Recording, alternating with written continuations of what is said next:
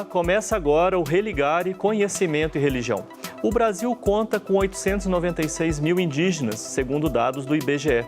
Desde a chegada dos colonizadores, o país registra inúmeros casos que envolvem desde o extermínio a casos de conflitos e problemas, como a demarcação de terras, além do abandono por parte do poder público. Eu recebo aqui no estúdio Estevão Benfica Senra. Ele é geógrafo e desenvolveu trabalhos com povos indígenas na Amazônia. O tema do programa de hoje é o sumiço do xamã.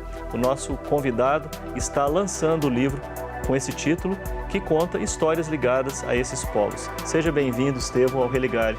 Obrigado. Participe do programa e envie perguntas e comentários pelo WhatsApp.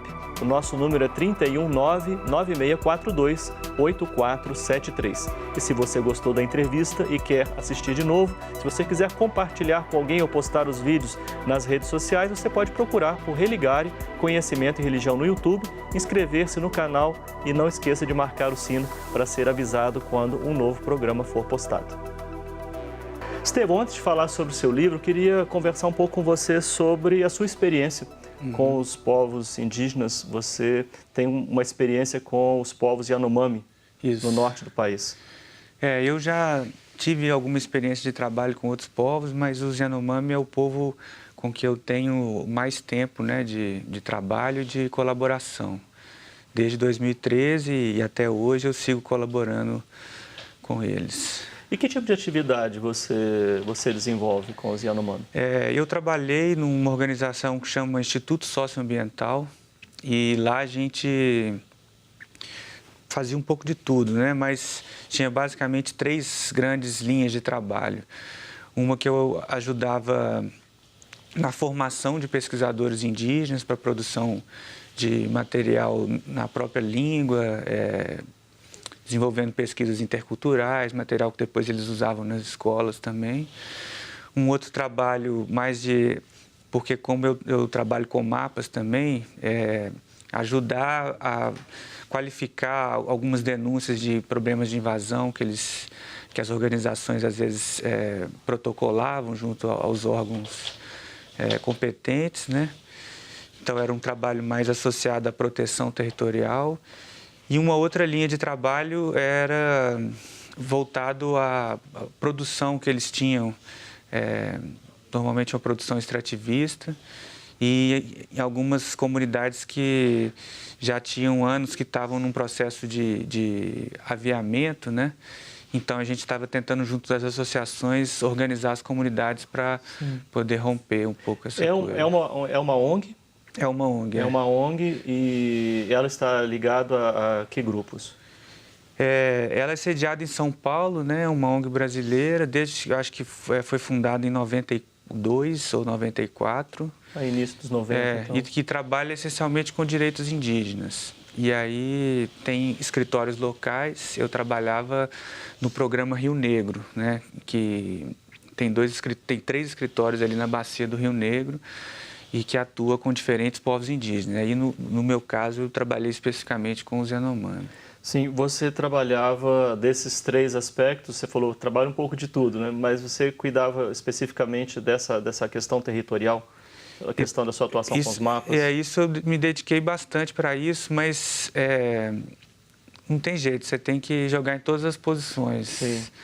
Porque normalmente são poucas pessoas que têm para trabalhar assim, né? E as demandas que vão aparecendo, cada hora você vai ter que resolver as coisas que estão mais urgentes ali, né? Sim. Da sua convivência com os Yanomami, que imagem você trouxe dessa experiência? O que é que te marcou dessa experiência do contato com o povo Yanomami? É difícil, assim, porque não é uma coisa que passou, né? Uma coisa que eu levo o tempo todo, assim, né? A gente, hoje em dia, com o WhatsApp, essas coisas, a gente está sempre conversando. Eu tenho muitos ótimos amigos, assim. Mas eu acho que talvez a coisa que mais me chamou a atenção e que eu gosto, assim, é o humor, né? Do pessoal. Tá sempre sorrindo, apesar de tudo, assim, sempre contando um caso engraçado.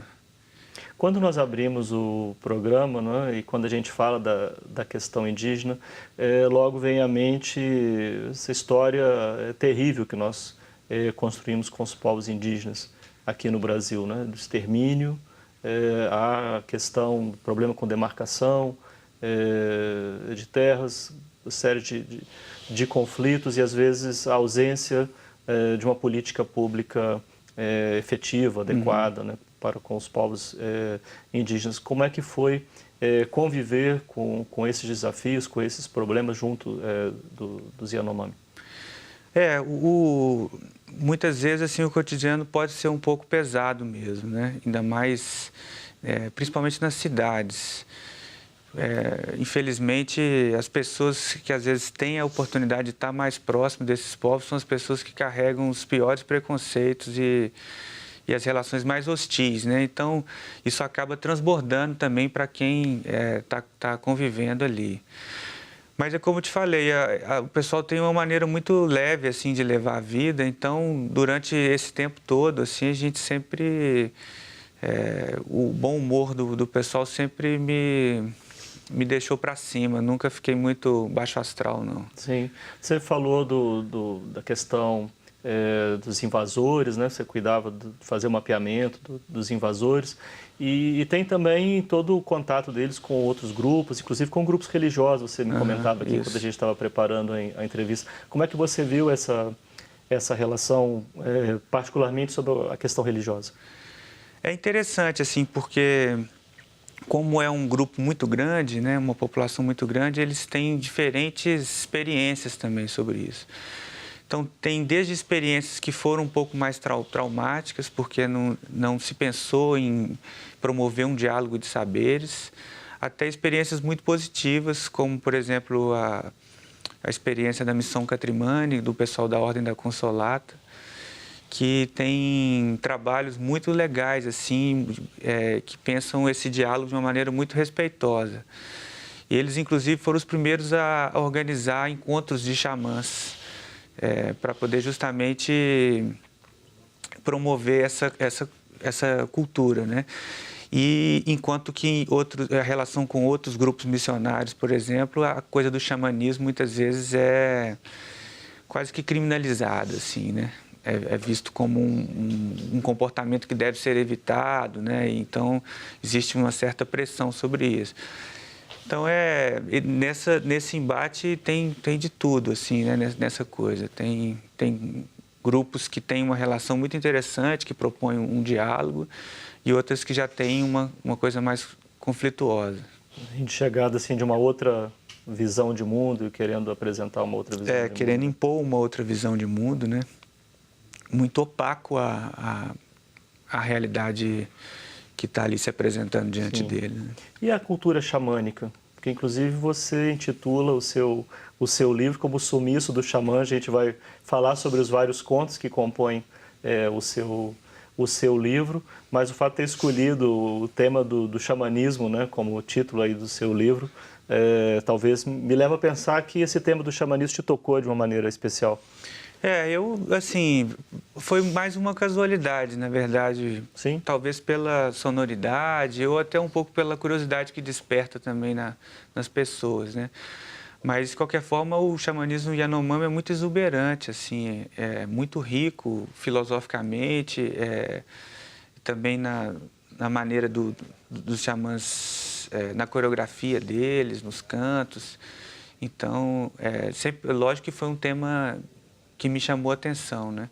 Mas é muito difícil também entrar nesse universo, porque demanda uma compreensão muito difícil, assim, né? O xamã, ele usa um outro tipo de vocabulário, né? Normalmente, são pessoas cultas, assim, então não é para qualquer um, assim, também chegar e entender as coisas. Muitas vezes eu fico só admirando mesmo. A sua experiência foi como a de um espectador diante do xamanismo? Eu, assim, não só espectador, eu experimentei Você também. Você experimentou também? A cura, né, a coisa. Ajudei eles a organizarem alguns encontros também. Então, assim, talvez mais do que de um espectador. Sim, você viveu também essa experiência. Bom, a gente está curioso para conhecer mais sobre o seu livro, então no próximo bloco a gente vai conhecer um pouco mais sobre como foi preparar essa obra e conhecer os detalhes aqui de alguns contos. Legal. Hoje no Religare eu recebo Estevão Benfica Senra, ele é geógrafo, ele trabalhou com povos indígenas na Amazônia e você pode participar do programa. Envie perguntas e comentários para o nosso WhatsApp, o nosso número é 31 99642 8473. Nós vamos fazer um breve intervalo e voltamos já.